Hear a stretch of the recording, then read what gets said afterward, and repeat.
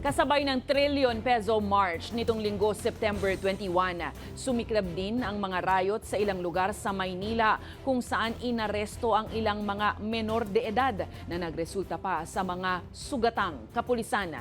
Isa naman ang naitalang patay sa isinagawang anti-corruption rally ayon yan sa Department of Health.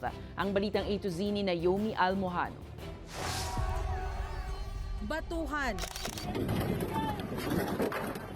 hampasan. Ang iba'y naghahagis pa nga ng tear gas at nanununog ng mga kagamitan. Tila nagmistulang war zone ang ilang bahagi ng Maynila kasabay ng isinagawang anti-corruption rally nitong linggo September 21 sa Maynila. Ito ang bahagi ng Ayala Bridge na dinumog ng mga rallyista kahapon. Nagpumilit silang pumasok at dumaan para makatawid papuntang Mendiola. Dahilan para iharang itong container truck na nakikita nyo sa aking likuran. At kung makikita nyo nga, halos maubos na yung gulong nito at nangitim na rin yung ilang bahagi ng container truck dahil nga sinilaban nito ng mga rallyista. Bahagya ng payapa ang mga naturang lugar at nalinis na ang mga bahagi ng kalsadang mistulang binaboy umano ng mga rallyista. Si Police Staff Sergeant Beverly Canlas na sinabuyan ng mabahong pintura. Sariwa pa ang naging karanasan sa dahas ng riot. Pagdating po kasi nagkakabatuhan na po kasi talaga. Habang nag-aano po kami, nakita ko na lang po kasi may lalaki po talaga, may hawak po siyang balde. Nagtamo rin ng galos sa braso ang pulis. Ang hotel naman na ito sa Recto Avenue na pinasok, umano'y pinagnakawan at sinira ang mga gamit. Ayon sa mga saksi, napagkamalan umano ng mga rallyista na pinagtataguan ito ng isang otoridad.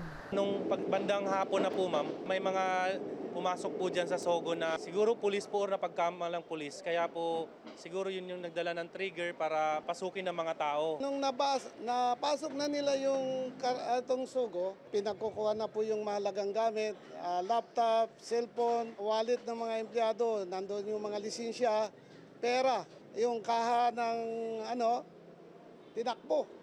Siyempre matatakot ka, bakit wala naman taong hindi matatakot, gusto mo pang mabuhay. Ayon sa Manila Police District, nasa kustodiya na nila ang mahigit 200 sospek sa naganap na riot.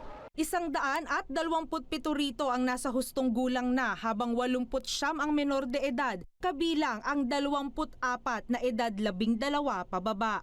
Ayon sa MPD, ng gulo ang mga nakaitim sa mga video na nakasuot pa ng bonnet o face mask. Itong mga nasa kustodiya natin ay galing sa iba't ibang lugar dito sa Metro Manila.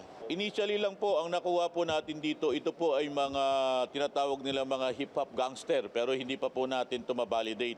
Ang motibasyon ng riot, impluwensya umano ng isang rapper. Pag nakakuha po tayo ng ebidensya na magsasabi po na talagang siya po ang naging dahilan nito, mananagot po siya sa batas. Iniimbestigahan na rin nila kung totoong pakawala ang mga ito ng partikular na partido o politiko gaya ng kumakalat online. Habang ang mga magulang ng mga inaresto nakaabang sa labas ng istasyon, nagbabaka sakaling mapalabas o masilayan ang kanilang mga anak. Samantala, 75 kapulisan naman ang nasugatan sa nangyaring kaguluhan at patong-patong na kaso gaya ng arson at direct assault ang pwedeng kaharapin ng mga nagsimulat na kisali sa riot. Para sa Balitang A to Z, Naomi Almohano.